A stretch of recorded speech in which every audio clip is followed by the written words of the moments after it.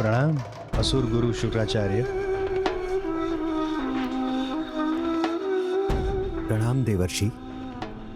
अकारण तो आप यहाँ कदापि नहीं आए होंगे, तो बताइए आज आपके आने का कारण क्या है?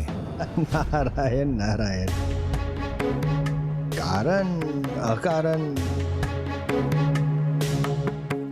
ऐसे ही। बस ऐसे ही? अर्थात देवर्षि प्रशंसा करने आया हूं आपके श्रेष्ठ शिष्य की। शिष्य की? शंखचूड़ ऐसा श्रेष्ठ, ऐसा अद्भुत आचरण करने वाला असुर अनूठा उदाहरण है असुरों में। अब देखिए, ब्रह्मदेव का वरदान प्राप्त भी किया, किंतु अनुचित उपयोग नहीं किया।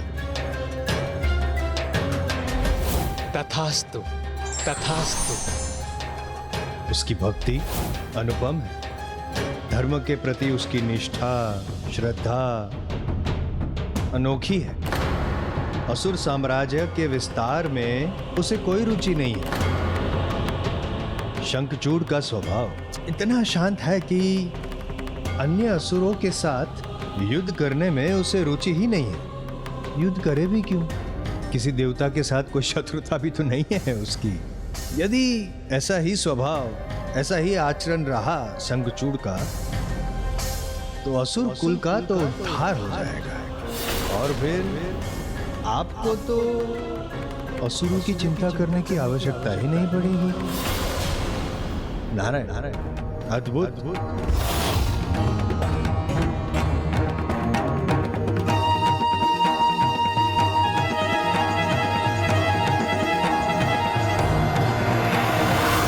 नारायण नारायण। प्रभु, आशा रखता हूं कि मैंने अपना भाग निभा लिया।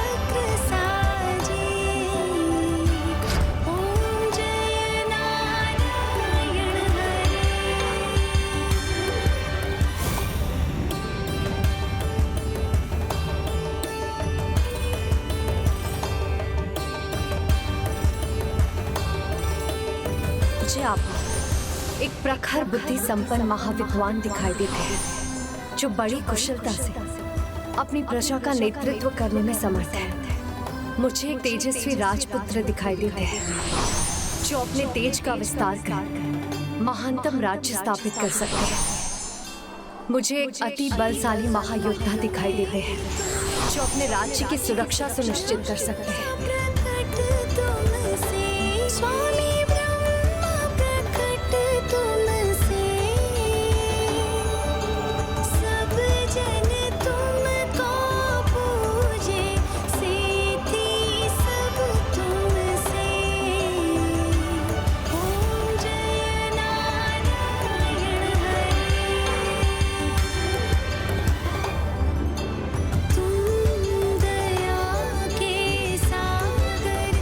पुत्र, मेरे विचार से इतना भार पर्याप्त है।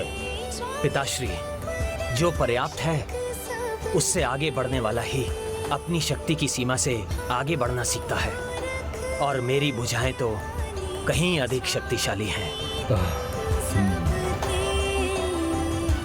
पिताश्री, इसमें एक भार चक्र और जोड़ दीजिए। ऐसी शक्तिशाली भुजाओं का क्या लाभ जब उन्हें भीख मांगने के लिए योग नहीं हो।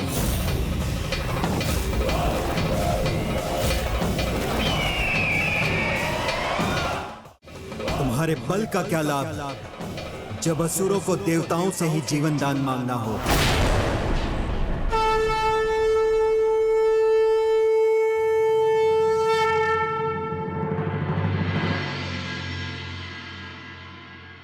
प्रणाम असुर गुरु।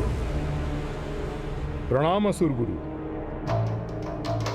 कायरों से सम्मान की आशा नहीं करता। मैं असुर गुरु शुक्राचार्य शंखचूड़ यहां पराक्रम दिखाने से अच्छा है मूषकों के भांति पृथ्वी के भीतर जाकर छुप जाओ। मूषकों के भांति पृथ्वी के भीतर जाकर छुप जाओ। ये अस्त्र शस्त्र जिनसे व्यायाम कर तुम अपना मनोरंजन कर रहे हो, उन्हें पिघला दो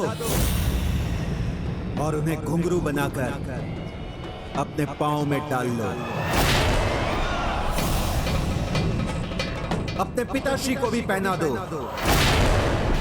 और देवताओं के संकेतों पर नृत्य कर उनका मनोरंजन करो। और देवताओं के संकेतों पर नृत्य कर उनका मनोरंजन करो। गुरुदेव, ना मुझसे कोई भूल हुई है और ना पिताश्री से, तो फिर क्या कारण है आपके इतने क्रोध का, इतने कठोर वचनों के कहने का? ऐसा क्या कर दिया हमने? कुछ किया नहीं, यही तो तुम्हारा दोष है। असुर हो, बलशाली हो, पराक्रमी हो, वरदान प्राप्त कर चुके हो, फिर भी कुछ नहीं किया तुमने। ऐसे असुर के अस्तित्व का क्या लाभ? तुम्हारे जैसे असुर के होने से ना होना ही अच्छा है।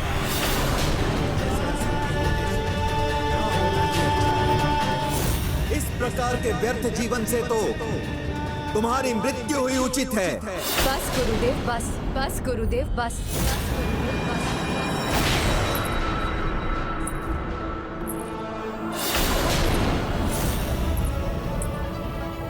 महाराज दम की पुत्रवधू राजपुत्र शंखचूड़ की अर्धांगिनी तुलसी का प्रणाम स्वीकार कीजिए।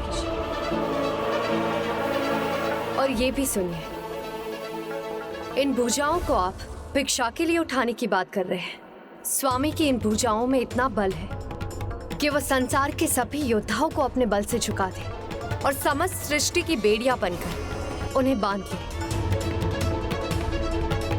जिन्हें आप कायर पुकार रहे हैं, वो अपने पराक्रम का परिचय दे, तो महानतम से महानतम योद्धा के अस्त्र शस्त्र भी मात्र मनोरंजन की सामग्री बनकर रह जाए। जिन पांवों में आप घुंघरू बांधकर मनोरंजन के लिए थिरकने की बात कर रहे हैं, स्वामी के ये पांव जहां पड़े वहां नृत्य का नहीं, वाद्य यंत्रों का नहीं, किंतु धरती के कंपित होने का नाद गूंज उठे। बस देवी तुलसी, बस।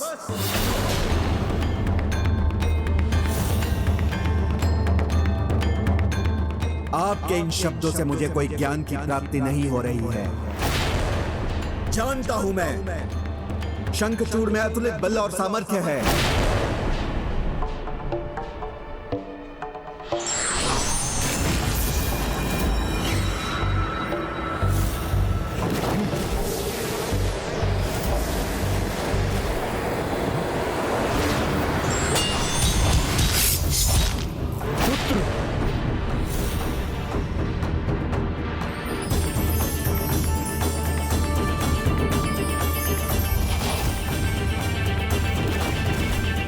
ऐसा बल, ऐसा सामर्थ्य व्यर्थ कर रहा है ये, तो क्या इसका जीवन व्यर्थ नहीं है?